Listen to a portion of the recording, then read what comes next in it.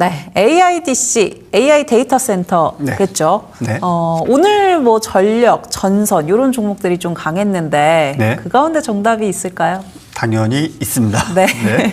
한번 확인해 보도록 하겠습니다. 산일전기. 네. 오늘 장에서도 분위기가 좋았는데 산일전기 계속해서 좀 지켜볼 필요 있을까요? 일단 저는 개인적으로 지금 이제 반도체 이후로 우리가 좀 지켜봐야 될 섹터가 무엇이 있겠는가. 물론 로봇도 중요하고요. 휴머노이드도 중요합니다. 그런데 냉정하게 본다라면 이제 우리나라 휴머노이드 로봇 기술 그 자체만 놓고 본다라면 사실 중국과 비비기에도 너무 좀 뒤떨어져 있고 또 더 나아가서 미국과는 사실상 비교하기에는 너무 어려운 수준에 있습니다. 물론 이제 부품적인 측면에 있어서는 그래도 기존의 어떤 감속기 액추에이터 또는 이제 모터 기술이 있기 때문에 어느 정도 선방을 해줄 수 있겠지만 아무래도 이제 소프트웨어적인 측면에 있어서 상당히 비교 대상으로 놓기에는 너무 이제 수준 차이가 좀 나버린 그런 구간이죠. 그렇다면 이제 그것들을 제껴놓고 무엇을 봐야 될 것인가? 지금 현재 가장 시급한 것은 저는 전력이라고 생각을 합니다. 전력이라고 한다면 이제 여러 가지 것들에 대한 예측치가 나와 있어요. 대표적으로 지금 현재 AI 데이터 센터를 계획대로 짓고 그리고 지금 현재 대규모 팹을 10년짜리를 5년 만에, 5년짜리를 3년 만에 어쨌든 최단 시간 내에 완공을 시키고 빨리 가동을 하기 위해서 SK하이닉스나 삼성전자가 지금 대대적인 투자를 하고 있습니다. 자, 그렇다면 그것이 모두 다 완공이 되었다 치고 그것이 5년이든 3년이든 어쨌든 간에 그 시간 내에 가동을 했다라고 친다라면 그 시점까지 지금의 전력 생산량을 유지했을 시에는 사실상 전력 생산량의 약 50%, 최대 60% 정도를 할애하게 된다는 거예요. 그럼 나머지 40% 가지고 남은 어떤 중소기업들이나 다른 기업들 또는 우리 가정용에서 또는 지금 현재 이 방송국에서 사용하고 있는 전력이 된다는 건데 그렇게 된다면 전력 수급에 아무래도 큰 문제가 생기겠죠. 자, 그렇게 된다면 계속적으로 할 수 있는 것은 원전을 신규로 짓는다든지 또는 많은 곳에서 SMR 이야기를 하고 있지만 SMR은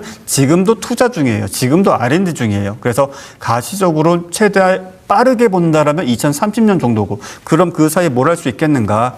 일단은 기존에 노후화된 원전을 되살린다든지 또 신규 원전을 짓고 또 신재생 에너지도 함께 확충을 하면서 그것들이 원거리에 있다 보니까 이제 원거리에 있는 것을 이제 목적지까지 이제 보통은 지금 현재 경기도 용인, 평택, 이천, 청주 뭐 이런 쪽으로 팹이 들어설 것으로 예상이 되고 있고 들어서고 있는데 보내기 위해서는 아무래도 이제 변압기도 필요하고 고압 케이블도 필요하고 또 여러 가지 것들의 장치가 좀 필요합니다.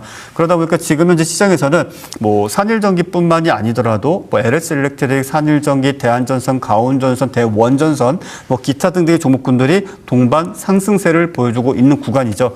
다만 조금 아쉬운 점은 정부가 정책적으로 해야 된다, 필요성이 있다, 박차를 가하자라고 이야기는 하고 있지만 구체적으로 언제 어떻게 무엇을 진행할지에 대한 어떤 구체적인 어떤 로드맵 자체가 아직 나오질 않았어요. 그러다 보니까 이런 종목군들이 갈까 말까 또는 이제 상승세를 보여주다가도 윗골을 달고 좀 밀리는 그런 어떤 형태로 좀 띄고 있습니다. 그리고 이런 부분들은 보다 구체화되게 된다면 저는 개인적으로 반도체, 휴머노이드 이런 어떤 지금 현재 시장을 주도하고 있거나 시장을 주도할 것으로 예상되는 것들 외에 정말 소리 소문 없이 강세 흐름을 보여줄 만한 그런 어떤 섹터이지 않을까 이렇게 좀 말씀을 드리고 싶고 그 중에서 산일전기 같은 경우에는 아무래도 실적 규모만 놓고 보게 된다면 요즘은 이제 수천억, 수조원 단위가 워낙 이제 흔하게 돼버리니까 좀 작게 보여질 수는 있겠지만 그래도 나름 흑자의 영업이익을 좀 기록해주고 있고 또 지금 현재 수주 잔고 역시 마찬가지로 창사 이래 최대 규모 그리고 해외 수출량 역시 마찬가지로 계속적으로 좀 늘어가고 있습니다. 그러한 측면에서 본다면 그래도 내실 있는 기업으로서 다소 주가 움직임이 품절주 성향의 모습을 보여주고 있지만 단기 거래가 아닌 그래도 하루 이상의 수익 관점에서 보유를 한다면 충분히 공략 또는 보유해 볼 수 있는 종목이고 이미 이 종목 같은 경우에는 장마감 방송에서 제가 화상으로 여러분께 안내를 드리면서 이미 30%가 넘는 수익을 기록해 주고 있는데 잠시 이제 차트를 보시면서 추가적인 어떤 AS 및 또 신규 진입 관점에서도 함께 말씀을 드린다면 자, 오늘 같은 경우에는 이 종목이 이제 121선을 돌파를 시도했지만 돌파를 하지 못했습니다. 요즘 기술적 분석을 제가 좀 자주 보는 이유는 산업이라든지 어떤 펀더멘털이 좋다 할지라도 자, 지난 6월달, 7월달에 계속적으로 주가가 약세 흐름을 보여왔었고 자, 이 말인즉슨 그 시점에서 발생한 매물대가 너무나 많다라는 거예요. 즉 정말 산일전기뿐만이 아니더라도 대다수 분들이 뭐 한 달 전의 가격, 두 달 전의 가격대에 물려 계신 분들이 정말 많다라는 거예요. 그게 말 그대로 주가가 올라오면 밀리고 주가가 올라오면 밀리고 하는 게 이제 그런 어떤 매물이 계속적으로 이제 출회가 되고 손절이 되고 익절이 되고 약손실로 매도가 되고 이제 이런 부분들인데 자, 이런 부분들을 확연하게 돌파하기 위해서는 일단은 이번 주가 되었든 다음 주가 되었든 지금 현재 가격권이 뭐 18만 원, 19만 원 선을 왔다 갔다 하고 있는데 이 가격권을 이탈치 않고 바로 20만 원대를 넘기면서 121선, 61선을 그냥 갭으로 뛰어 넘겨버리는 것입니다. 자, 그렇게 된다면 아마 그 시점에서 뭐 정부 차원에서건 뭐 삼전닉스가 되었건 데이터 센터 또는 별도 반도체 팹 이 부분에 대해서 구체적인 사안이 나왔고 그에 따라서 뭐 전력 수급에 대한 어떤 중요성이 대두가 되면서 동반 상승세를 보여주는 흐름이 될 것이다라고 좀 보고 있고요. 그런 상황이 된다면 3, 4분기 시점에서 사실상 삼전닉스는 난 좀 부담스럽다. 휴머노이드 너무 윗골이 달리고 변동성이 너무 강하다라고 좀 생각이 되신다면 뭐 산일전기가 아니더라도 뭐 LX 일렉트릭이든 대한전선이든 대원전선이든 그런 종목군들 위주로 3, 4분기 그래도 나름 수익을 좀 취할 수 있는 기회를 충분히 줄 수 있으니까요. 반드시 좀 체크를 좀 해보실 필요가 있겠고 이 종목에 대해서 보다도 추가적인 어떤 가격 전략이라든지 세부적인 대응 전략은 제가 지금 화면에 보이는 QR코드를 통해서 참여하시면 정보방을 통해서 여러분께 장중에 실시간으로 또 안내해 드리도록 하겠습니다. 네, 산일전기 살펴봤습니다. 삼성전자, SK하이닉스 부담스러우신 분들이라면 전선 그리고 전력설비 눈여겨보면 좋을 것 같다라고 이야기해 주셨고요.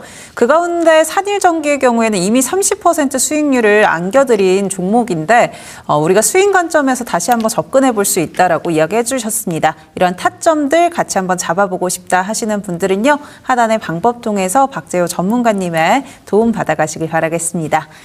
이어서 세 번째 종목도 살펴보도록 하겠습니다. 힌트가 수율입니다. 네. 삼성전자 아닐까 생각을 해봤는데 네. HBM4 수율 이야기가 최근에 나왔잖아요. 네. 네, 그래서 정답이 맞는지 확인해 네. 보겠습니다.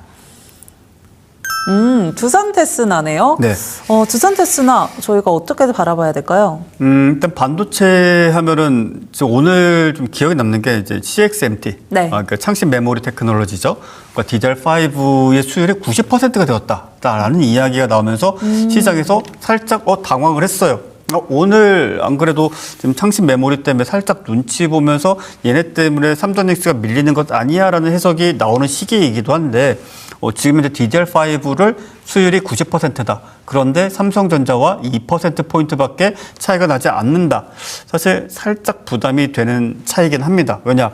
사실상 별 차이가 없어요. 심지어 중국은 노광 장비도 없습니다. 네. 예, 노광 장비도 노광 장비 있죠. 자체적인 DV라는 노광 장비는 있기는 하지만 우리가 일반적으로 알고 있는 ASML의 노광 장비, EUV 장비는 아니죠. 그러다 보니까 수율도 이렇게 높아질 수가 없을 것으로 예상했는데 수율이 높아져 버렸어요. 거기다가 최근에 LPDDR6 일단 물론 샘플 테스트이긴 하지만 저전력 반도체인데 DDR6를 먼저 선제적으로 공개까지 해버렸습니다. 그 역시 마찬가지로 지금 현재 시점에서 수율만 놓고 보게 된다면 DDR5 정도 수준까지 즉 최소 80% 이상의 수율을 기록을 해줄 것으로 예상이 되고 있어요.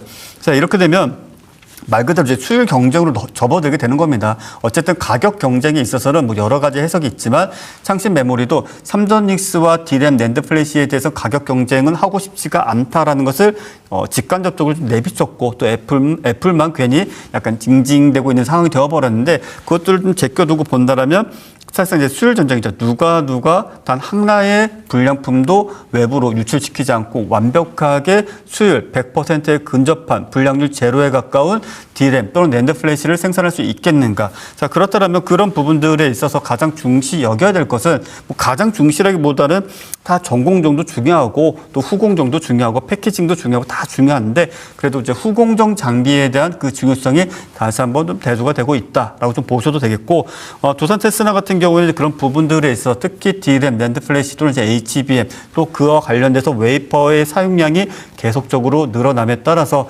후공정 장비에 있어서 지금 현재 그래도 시장에서 큰 주목을 좀 받고 있고 또 더 나아가서 앞서도 말씀드렸지만 뭐 메가 팹이다. 아니면은 대규모 반도체 생산 설비다. 어찌 본다라면 전 세계적으로 가장 많은 팹을 보유하고 있는 국가이기도 하지만 더 붙이기가 들어갈 것으로 보여져요.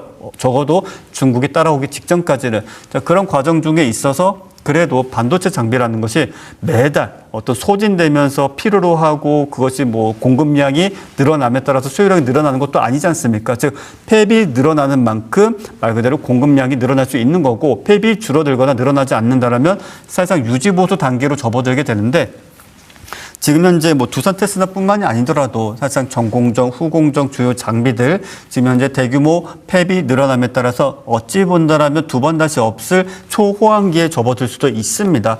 그런 측면에 있어서 대표적으로 두산 테스나를 이제 여러분께 좀 말씀을 드리지만 그 외에 장비주들도 같이 체크를 하셔야 된다는 점을 함께 좀 말씀을 드리겠고 차트를 좀 보게 된다라면 이 역시 마찬가지로 비슷비슷해요. 6월달이나 7월달이나 대다수의 종목군들이 약세 하락, 말 그대로 직전 저점을 이탈하면서 주가가 붕괴가 되어버린 상황들이 발생을 했는데 다 비슷한데 이 종목 역시 마찬가지로 이달 내에 그래도 10만 원대 회복을 해준과 동시에 61선과 121선이 역배열이 되기 직전 말 그대로 가격이 먼저 돌파를 해버리는 모습을 보여주게 된다면 그래도 우상향의 추세를 계속적으로 그려갈 수 있을 것이고 만약에 소위 시간 조정이라고 하죠.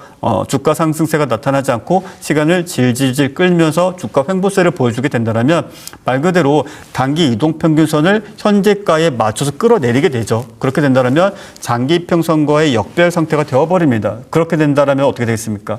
자, 중장기 이동평균선을 정배열로 전환시키기 위해서도 돈이 필요하고 또 그것을 끌어올리기 위해서도 돈이 필요합니다. 근데 두산 테스나 같은 경우에는 거래량과 거래대금이 크게 발생하는 종목은 아니에요. 정말 힘들게 추세를 턴어라운드 시킨다라면 그때부터는 점진적으로 아주 조용히 시장에 큰 관심을 받지 않고 점진적 우상향을 보여주는 종목이기 때문에 지금 현재 시점에서는 8월 기준으로 그래도 10만 원대 빠르게 회복을 해준다. 또는 61선이 121선을 소위 말해서 이제 데드크로스 또는 역배열 구간으로 접어들기 전에 어떤 이슈에 따라서 주가가 돌파를 해주는 모습이 좀 나타나주게 된다면 그 시점에서 신규 매수하셔도 될 만큼의 안정적인 추세 상승 자리다. 이렇게 정리하도록 하겠습니다.